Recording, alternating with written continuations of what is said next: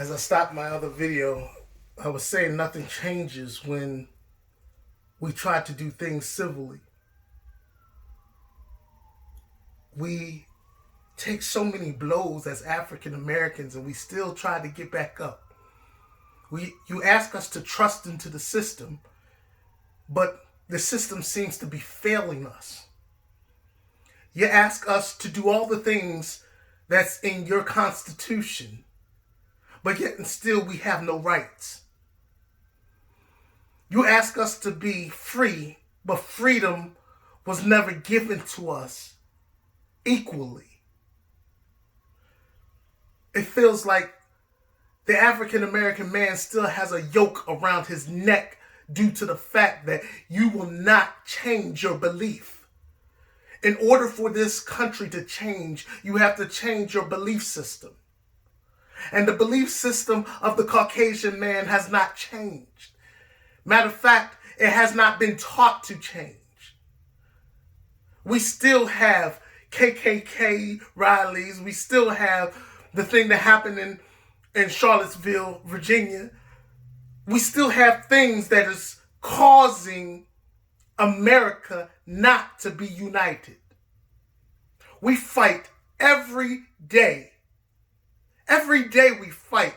We put soldiers on the field of battle for this type of America. An America that still enslaves the black man.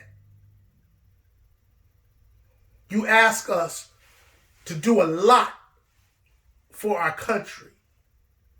And I remember what Kennedy says, ask not what your country can do for you, ask what you can do for your country.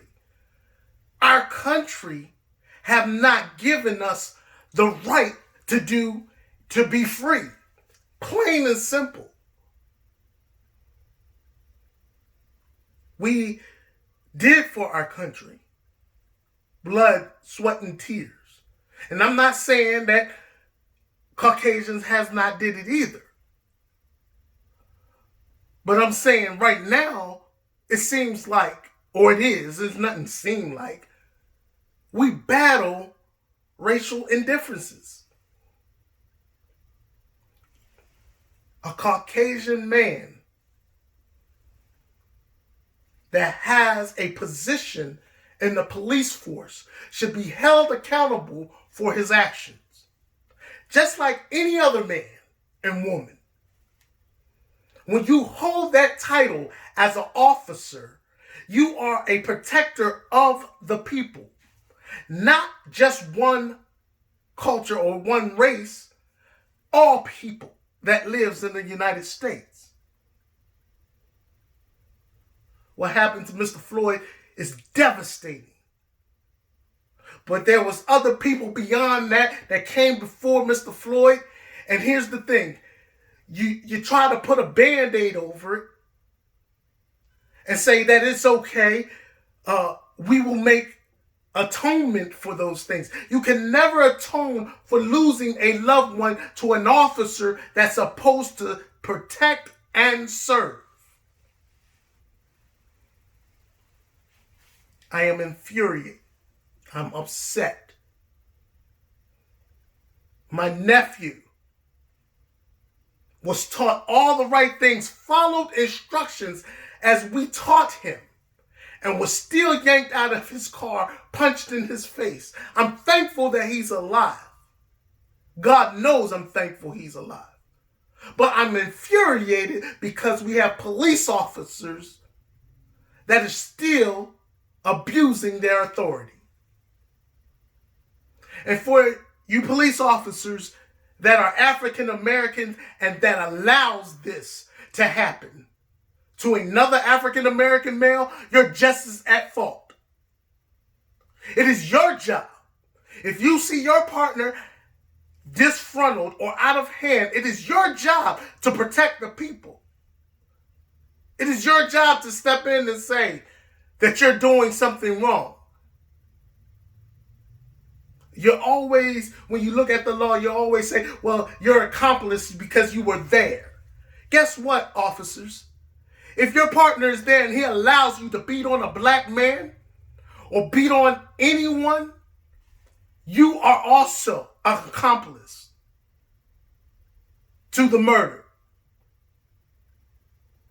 You should be held to a higher standard.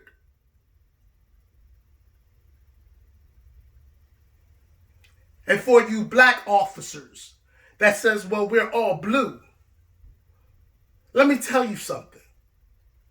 If you didn't have the shield, if you didn't have the position or the title, and you were living on the streets just like we are, regular citizens, how do you think that they will treat you?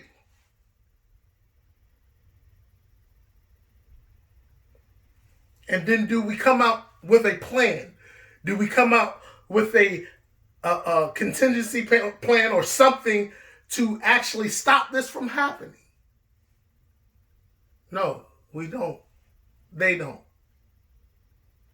The same officers that that did the crime are either suspended, fired, or they move to another state and find another officer's job. Or they do time in a facility where there's other officers.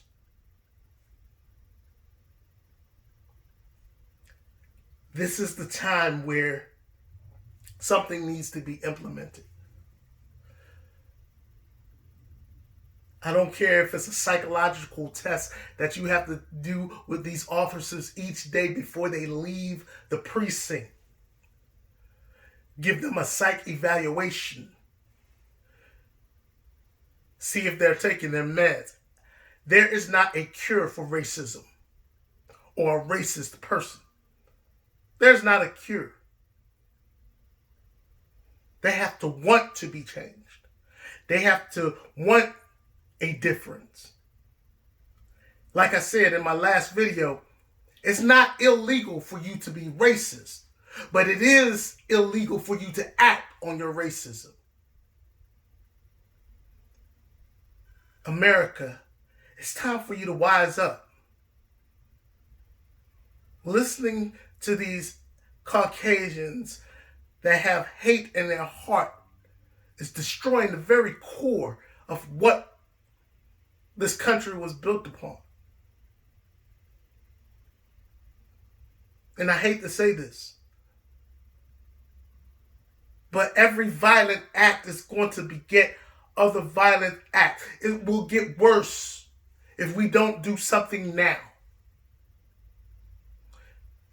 If our governments do not see how this is a dilemma and how this will cause anarchy, they are totally blind and cannot see. These are the devices in which our government has created because of division.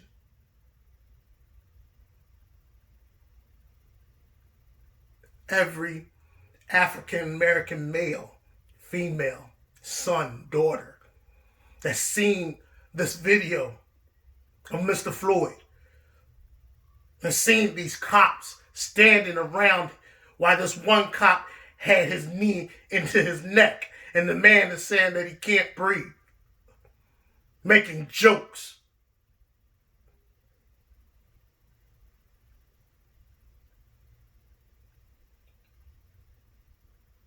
And you wonder why. Really wonder why African Americans are being violent now.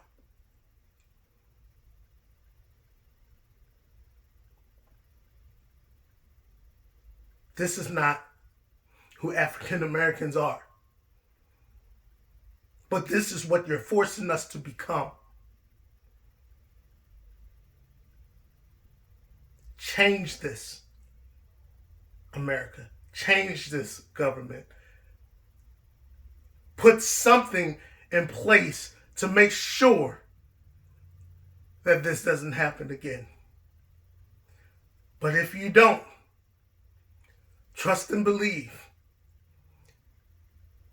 Anarchy, violence is coming.